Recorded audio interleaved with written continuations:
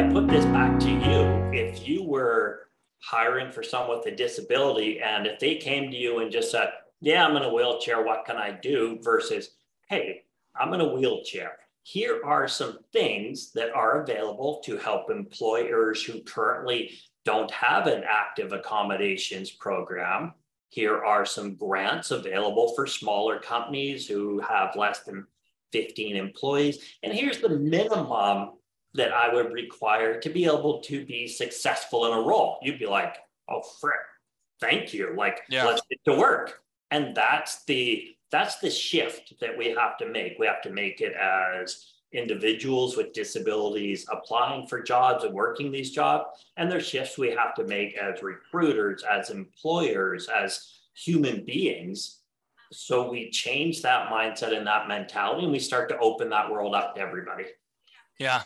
Well, I mean, another thing you touched on earlier, and I hope it was in our recording, was how you mentioned, you know, you're new to being in a wheelchair and you're out with somebody and you go to a restaurant or you go somewhere and they're addressing the person you're with.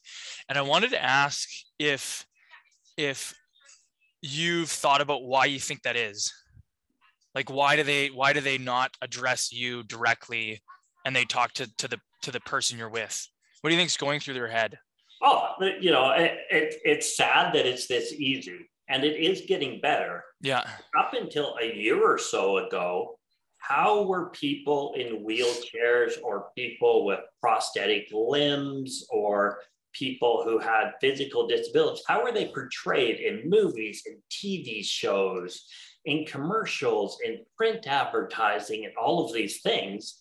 They either weren't portrayed at all, or they were attached to a tragic story, or they were portrayed in a way of not being capable of all of these things. Right.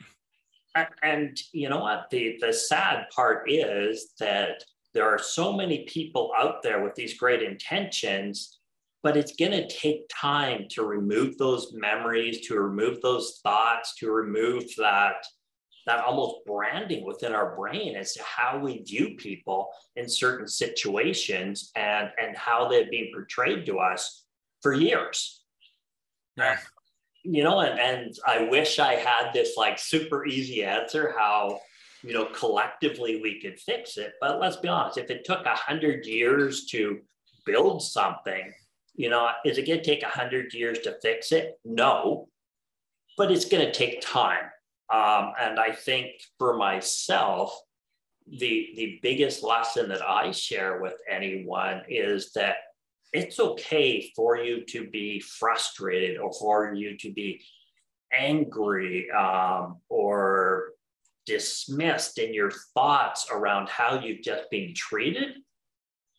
But you can't let that hold on to you and capture you. You have to be willing to let that go, to allow that situation to become an educational tool for the individual who represented themselves to you in that way. And you now need to represent what you would like them to see versus who they initially saw. And that's one of the toughest things to do, right? It's easy for us to get angry. And in my case, you know, I said to someone, I said, oh, don't make me angry because I'll just roll away. Yeah. You know, and I kind of thought about it, and, you know, and the person laughed and I laughed, and I was like, well, no, I said the lesson here is that, you know, let's not get angry in these conversations. It's fine to get heated. It's fine to, you know, maybe even feel as though you're being disrespected, but let's turn that into a meaningful conversation with an action for both parties. Like the work that people need to do isn't just on them. It's on everyone involved.